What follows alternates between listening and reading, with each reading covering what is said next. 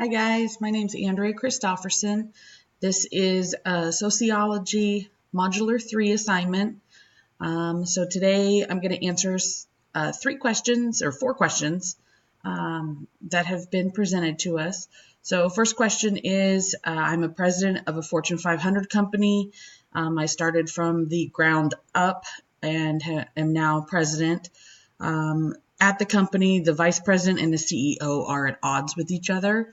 And what would I do in my position to try to bring those two together and make the office more cohesive? For me, I'm a very strong personality and a very strong-willed manager, and have been all of my life. So for this type of situation, I would probably pull both of them aside and give each of them the floor and the opportunity to voice their opinions and their concerns. And at that point, I would ask both of them where do they see the company? Where do they see us going in the next 4 or 5 years from their own personal standpoint? Is that where the conflict is at, that they're not cohesive in where they see the company going, or are they just at odds with each other in how to achieve that goal of where they see us going in 5 years?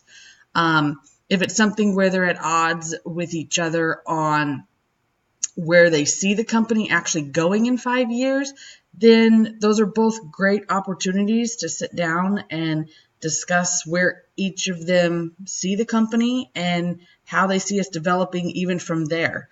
If it's in regards to them not being cohesive with, they see our end goal being the same, but getting to that point being different, then looking at both of their aspects on how to get there. Maybe we can merge both of their opinions or both of their ideas together and achieve that goal. The next question, name 3 types of formal organizations and explain how each differ. So the first type of formal organization would be voluntary. And that's exactly what it is voluntary. A lot of organizations that are voluntary, you enter into that organization on your own free will, and you can exit that organization on your own free will. So volunteering at a hospital, putting in your time. Sports is considered voluntary.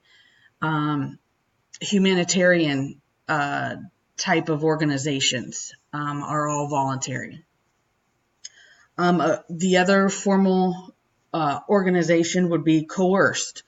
So this one is the very opposite of voluntary. So this one is a group that is very isolated from society.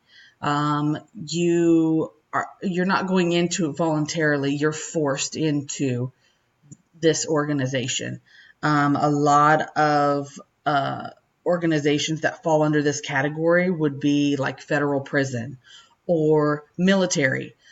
A lot of military personnel are not voluntarily going into it. They are either drafted or some countries, once you reach a certain age, it is your responsibility to then go into the military. So there is no choice in this type of group.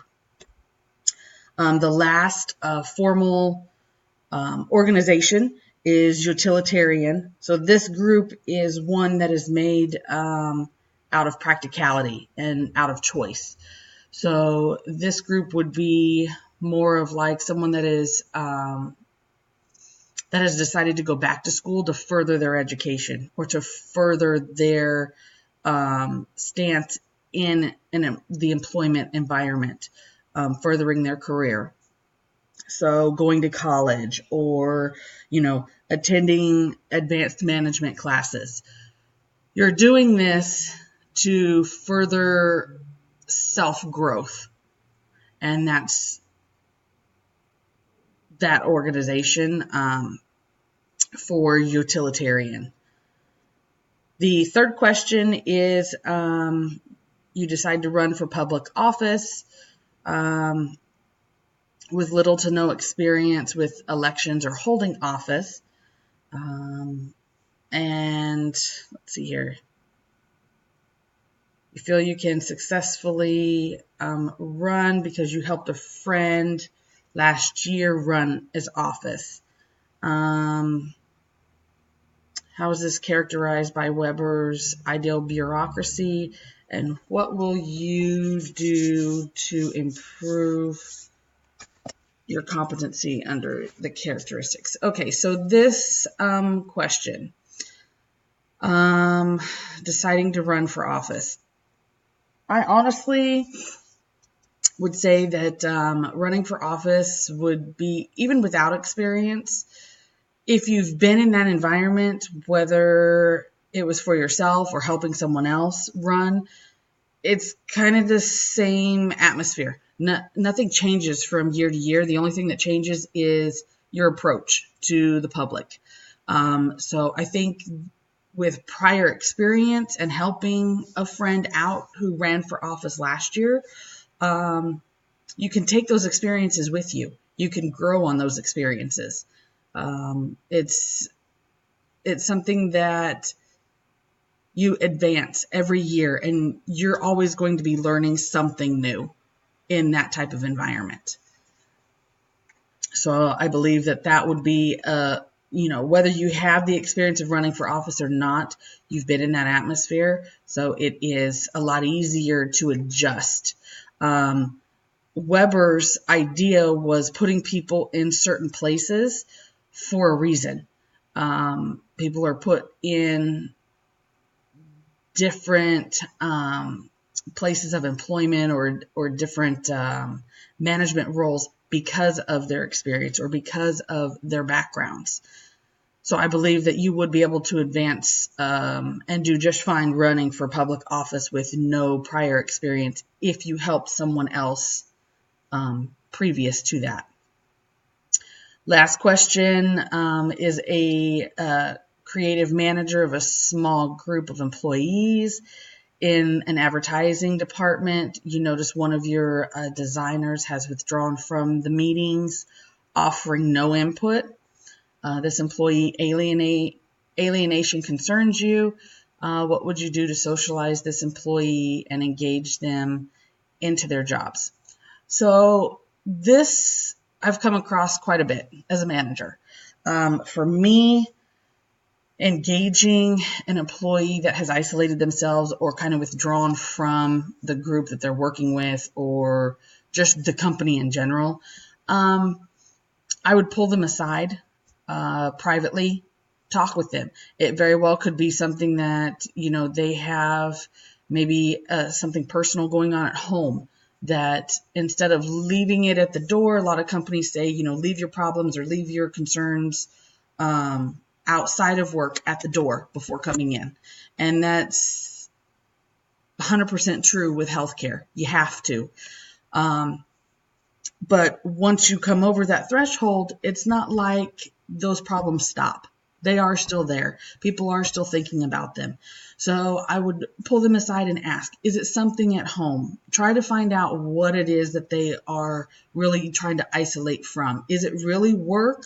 Is it really that they're unsatisfied with maybe the type of work, or that they're not feeling challenged enough, or they're not giving enough responsibility or enough credit for what they are putting in to the job or to, the project that you're working on, or if it's outside influences, whether it be, personal, relationships or something else going on. I would definitely try to find that out, and then I would try to help them, give them the tools that they need.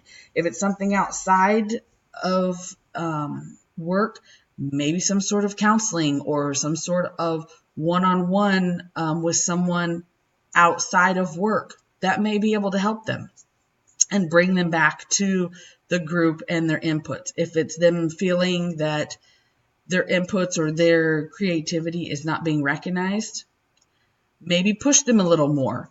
Give them a little more responsibility and see where they go from there.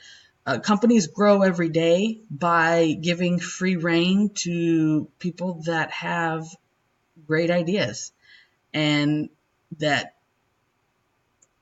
are let loose to run with those ideas, and it helps advance companies. Again, my name's Andrea, and this is Sociology Modular 3 Homework. Thanks.